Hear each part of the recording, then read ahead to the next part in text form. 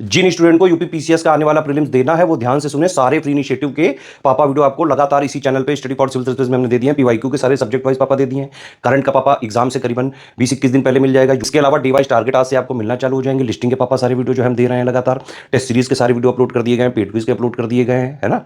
और most important जैसे government scheme, UP वाली जो है स्कीम, जितने भी जो वीडियोस जरूरी होते हैं, मिसलेनियस पापा, इकोनॉमी पापा, सारे हमने दे दिए हैं। कुछ और बचा होगा जो है दे दिया जाएगा। कोई डाउट, कोई कमेंट, कोई सजेशन, आप प्लीज कमेंट करके बताएं तुरंत। यूपी पीसीएस प्रीलिम 2025 जो 12 अक्टूबर 2025 को है, उसके लिए जो भी छात्र सीरियस हैं, सबसे पहला यही ध्यान रखें कि आपको जीएस का प्री का कट ऑफ निकालना ही निकालना है। सीसेट में तो सिर्फ क्वालिफाइंग करना है 33%। वो हमारा जो है सीसेट के फ्री पापा वीडियोस से प्लस जो है फिर 2018 से अभी तक के पेपर से आराम से सीसेट वाला पोर्शन जो है आपका क्लियर हो जाता है। जीएस में मेन है, जीएस में आपको 150 क्वेश्चन 200 नंबर में से टारगेट इतना रखना ही पड़ेगा। 105 क्वेश्चन का टारगेट रखिए, 140 नंबर का टारगेट रखिए, तब जाके कट ऑफ क्लियर होता है, क्योंकि 2-4-5 क्वेश्चन हर बार की तरह गलत होते हैं। ठीक है, अब ये पूरा कैसे किया जाता है वो समझिए। सबसे पहली बात तो ये कि 150 में से 120 से 125 क्वेश्चन इन तीन चीजों से हर बार आ जाते हैं। एससीएस का सिलेक्शन मटेरियल जो कि इस बार 1300 पेजेस का है। एससीएस पेड क्विज जिसमें हम 4-5 क्वेश्चंस की प्रैक्टिस करा रहे हैं, पूरे सिलेबस का निचोड़ एक तरह से देने की कोशिश कर रहे हैं। इजी टू मॉडरेट टाइप के क्वेश्चन सारे इसमें हमने करा दिए हैं। एससीएस टेस्ट सीरीज में हर आयाम की प्रैक्टिस हो रही है, easy, moderate, tough, analytical, conceptual, factual, Hindi. इन तीन चीजों से तो 100% कट ऑफ क्लियर हो ही जाता है। ये आपको 6500 9,000 वाले में हमारे मिल सकते हैं जो ग्रुप चल। ये जो 6500 9,000 वाले जो भी स्टूडेंट्स हैं उनके लिए हमने एक लास्ट में रिवीजन का भी प्लान बनाया है, या फिर आप इसको मेंटरशिप भी कह सकते हैं। लास्ट 30-40 डेज जो बचे हुए हैं उसमें डेली क्या पढ़ना है, डेली इसमें जो है टारगेट दिया जाएगा क्या क्या पढ़ना है। जो मेन 6 सब्जेक्ट हैं, history, polity, geography, economy, science, environment, उनका एक मोस्ट इंपॉर्टेंट टॉपिक के नोट्स भी दिए जाएंगे। उसके हाई शॉर्ट नोट्स भी दे दिए गए हैं बाकायदा, है ना। उसके पीवाईक्यू भी जो है हमने दे दिए हैं, आप उसको टेस्ट सीरीज के फॉर्म में लगाओ, रैंकिंग वगैरह देखो। प्लस एससीएस की जो है पूरी टेस्ट सीरीज में से 6 जो है जीएस की फुल लेंथ, 5 सीसेट की, प्लस हमने 5 यूपी स्पेशल की मिनी टेस्ट भी दिए हैं, प्लस हमने 9 सब्जेक्ट वाइज मिनी टेस्ट भी दिए हैं जिसमें 25-25 क्वेश्चन है। डे वाइज टॉपिक बता रहे हैं, PYQ, SCS test series, monthly current affair को भी, लास्ट के जो 12 मंथ के करंट अफेयर हैं उनको भी आप बाकायदा मोस्ट इंपॉर्टेंट जो इसके क्वेश्चन है उनकी प्रैक्टिस वगैरह कर सकते हैं इसमें। ठीक है, बाकी आज का क्या टारगेट है, किस तरह से आज क्या क्या चीजें पढ़नी है, आज के मोस्ट इंपॉर्टेंट टॉपिक्स कौन कौन से हैं, ये सारी चीजें अभी हमारी एससीएस टीम आपको बताएगी सारा सब कुछ। यूपीपीएससी के मेंटोरशिप प्रोग्राम में डे नंबर 24 के डेली टॉपिक्स आप लोग देख लीजिए और रिवीजन पर लगातार फोकस अपने बनाए रखिएगा। और प्रैक्टिस आपको डेली बेसिस पर करनी ही है। कुछ लोग प्रैक्टिस रिसोर्सेज अपने पूरे कंप्लीट भी कर चुके हैं थोड़ा सा एडवांस करके, तो उनके लिए सलाह है कि जो टॉपिक्स हम डेली बेसिस पर दे रहे थे उनका एक बार रिवीजन आप करते हुए चल सकते हैं। जैसे डे 1 से लेकर डे 5 तक का एक बार आप रिवाइज करिए, ठीक है। और करंट अफेयर में वन लाइनर अब देना शुरू कर चुके हैं। जुलाई 2025 के वन लाइनर आपको डे नंबर 24 में मिल जाएंगे, इसका रिवीजन करिएगा। जुलाई 2025 करंट अफेयर के वन लाइनर देखिए, पुराने करंट अफेयर का रिवीजन भी करिए। अब चूंकि एकदम नजदीक आ रहा है एग्जाम, तो रिवीजन पर आपको फोकस बनाए रखना है। मेरे हिसाब से अगर आप डेली 9 घंटे पढ़ रहे हैं तो आपकी पढ़ाई 5 घंटे होनी चाहिए, प्रैक्टिस मिला करिए, और 4 घंटे यहाँ पर रिवीजन करिए। पुराना आपको रिवाइज करना जरूरी है। क्या रिवाइज करना है? जितना भी करंट अफेयर आप पढ़ चुके हैं, जितने भी डेली टॉपिक्स आपने करे, ठीक है, जितने भी डेली टॉपिक्स है उसका रिवीजन एक बार करते हुए चलिए। डे 1 से लेकर डे 5 तक का टारगेट रखिए। मिसलेनियस का आपको रिवीजन करते हुए चलना है।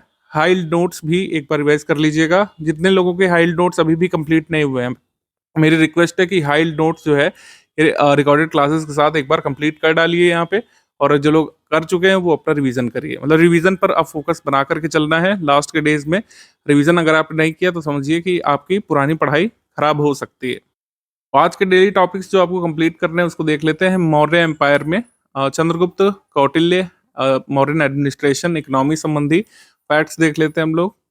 पॉलिटी एंड राज्य व्यवस्था में संघ और राज्य क्षेत्र, मतलब संघ और इसके क्षेत्र संबंधी फैक्ट्स, आर्टिकल्स, वायुमंडल की संरचना। विज्ञान में मापक और मात्रक, इससे मैचिंग वाला क्वेश्चन कई बार आ जाता है। ऐसा यूनिट वगैरह से मैचिंग वाला सवाल आ जाता है, कौन किसका यूनिट है। आरओ में भी आया था इससे सवाल। पर्यावरण में प्रमुख पर्यावरणीय संगठन और संस्थान। अर्थव्यवस्था में अर्थव्यवस्था संबंधी पुस्तक लेखक। पुस्तक लेखक हमको 2-3 जगह पढ़ना पड़ता है। पुस्तक लेखक आपसे हिस्ट्री में पूछा जाता है, बुक्स एंड ऑथर, कई बार ज्योग्राफी में भी बुक्स एंड ऑथर आ जाता है, एनवायरमेंट में भी, इकोनॉमी में भी पुस्तक लेखक पूछ लेते हैं। प्रमुख जो इकोनॉमिस्ट रहे हैं उनकी पुस्तकें, जैसे मनमोहन सिंह जी की डेथ हुई थी तो मनमोहन सिंह जी ने कुछ अगर पुस्तकें लिखी हैं वो हमने वैसे करंट अफेयर में कवर कर रखा है ऑब्ituary सेक्शन में। तो ये आज के टॉपिक्स हैं। मौर्य प्रशासन, शासन व्यवस्था देख लीजिएगा। मौर्य साम्राज्य कितने भागों में डिवाइडेड था, मौर्य वंश के संस्थापक कौन थे, अंतिम शासक चंद्रगुप्त मौर्य, उसने क्या क्या कार्य किए थे, उसके काल में क्या कुछ एडमिनिस्ट्रेटिव चेंजेस हुए थे। कौटिल्य का अर्थशास्त्र, तो अर्थशास्त्र कुल 15 अधिकरणों में 180 प्रकरण और 6000 श्लोकों में बटा हुआ है। कई बार बहुत माइन्यूट डिटेल्स भी पूछ ली जाती है। कौटिल्य के अर्थशास्त्र में कुछ महत्वपूर्ण बातें, जैसे तलाक के बारे में गिवन है, ठीक है? उत्तराधिकार संबंधी गिवन है, तो ये सब देख लीजिएगा। और हमको अर्थशास्त्र से पता क्या चलता है, अर्थशास्त्र से राजनीति और लोक प्रशासन के बारे में जानकारी मिलती है। अर्थशास्त्र नाम है तो इसका मतलब ये नहीं कि सिर्फ इकोनॉमी के बारे में जानकारी मिलती है। इसमें पब्लिक एडमिनिस्ट्रेशन और वहाँ की कह सकते हैं जो पॉलिटिकल सिस्टम थी उसके बारे में भी अर्थशास्त्र के बारे में जानकारी मिलती है। राजस्व प्रशासन कैसे होता था, मुद्रा कौन सी होती थी, राजस्व वगैरह से आजकल काफ़ी पूछा जा रहा है। मौर्य प्रशासन में ये कैसे बटा होता था राज्य, और प्रमुख अधिकारी वगैरह कौन होते थे, इससे भी क्वेश्चन आ सकता है।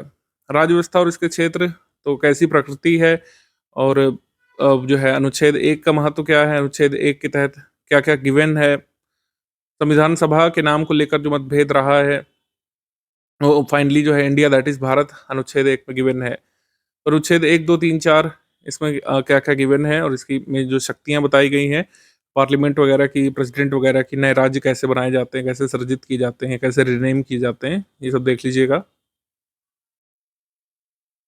वायुमंडल की संरचना संबंधी फैक्ट्स आ सकते हैं। ये डायग्राम जो है, ये हमेशा इंपॉर्टेंट होता है कि कहाँ से कहाँ तक आपका ट्रोपोस्फेयर है, कहाँ से कहाँ तक स्ट्रेटोस्फेयर है, कहाँ पे क्या-क्या चीज़ देखने को मिलती है, ऊँचाई घटने पर तापमान बढ़ता है कि घटता है, ठीक है?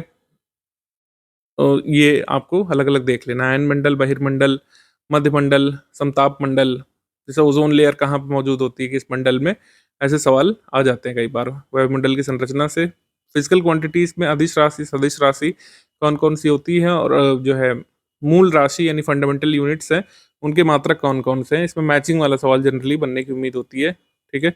ऐसे 4 हो सकता है, मूल राशि दे दें, मात्रक दे दें, उससे मिलाने को आ सकता है। और डिराइव्ड यूनिट्स, इससे भी क्वेश्चन आ जाते हैं कई बार। पूरक राशियाँ, सप्लीमेंट्री यूनिट्स कौन-कौन सी होती हैं, और स्केलर क्वांटिटीज़, वेक्टर क्वांटिटीज़ कौन-कौन सी होती है, और इसके यूनिट मतलब ये कौन सी भौतिक राशि को किस इकाई यानी यूनिट में मापते हैं, इसका मैचिंग वाला सवाल आ सकता है, आपसे एग्जाम में पूछ सकते हैं। अब देखिए अगेन मैं आपसे कहूँगा कि अब बहुत ही नज़दीक जैसे-जैसे एग्जाम के आप पहुँच रहे हैं, तो जो नहीं पढ़ने वाले लोग हैं वो भी पढ़ने लगते हैं। तो अगर आप पहले से पढ़ रहे हैं, रिवीजन पर अपना फोकस बनाए रखिएगा। रिवीजन बहुत ज़रूरी है। रिवीजन इज़ इम्पोर्टेंट, ये बताने वाली बात ही नहीं है। रिवीजन ज़रूरी ऐसे है कि जैसे आपने हाइल्ड नोट्स कंप्लीट कर लिए, तो उसको एक बार पढ़ के जाना ज़रूरी है एग्ज़ाम से पहले। हो सकता है आपने 4-5 दिन पहले हाइल्ड नोट्स कंप्लीट कर लिए हों, लेकिन उसका जब तक आप रिवीजन नहीं करेंगे, वो पुख्ता तौर पर याद नहीं होगा। मतलब जब एग्ज़ाम में क्वेश्चन आता है, तो आप कन्फ्यूज़ हो सकते हैं अगर आप रिवाइज़ नहीं करेंगे। और रिवीजन कैसे करना है, रिवीजन में कम टाइम देना है। जैसे आपने हाइल्ड नोट्स मेरे हिसाब से कंप्लीट करे होंगे 10 से 12 दिवस में डेली बेसिस पर, लेकिन जब आप रिवीजन करने बैठेंगे, तो उसको 2 दिन में पूरा हाइल्ड नोट सभी सब्जेक्ट का रिवाइज़ करने का टारगेट रखना है।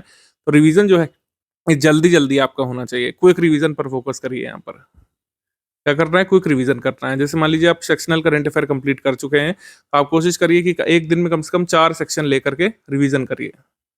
4 सेक्शन करंट अफेयर के रिवाइज़ करिए। आप उसमें अवार्ड्स ले सकते हैं, आप उसमें बुक्स ले सकते हैं। अवार्ड्स एंड ऑनर्स हो गया, बुक्स एंड ऑथर हो गया, अपॉइंटमेंट्स हो गया, और कोई भी अदर सेक्शन ले सकते हैं, डे डेट्स थीम ले सकते हैं। रिवीजन यहाँ पर बहुत इंपॉर्टेंट हो जाएगा, और अभी ही एक अग्नि परीक्षा होती है। सब कुछ पढ़ने के बाद सब कुछ जो समेट लेता है, वही यहाँ पर अच्छे स्कोर कर पाता है एग्जाम में। अगर आप व्यवस्थित रूप से प्रैक्टिस करते रहें, तो आपने इतने पीवाईक्यू सॉल्व कर लिए होंगे प्रैक्टिस रिसोर्सेस में से, कि अब आपको पता चल चुका होगा कि इस टॉपिक से कैसा क्वेश्चन बन सकता है। तो उसी हिसाब से अपना रिवीजन तेज कर दीजिएगा, ठीक है? रिवीजन बहुत ज़रूरी है, रिवीजन पर अपना फोकस बनाए रखिए। और जितने भी टॉपिक ये आ रहे हैं करंट अफेयर के, ये अब इंपॉर्टेंट वाले वन लाइनर रहेंगे। इसमें थोड़ा सा ज़्यादा समय आपको देना पड़ सकता है। इसको अच्छे से वन लाइनर को स्टडी कीजिएगा।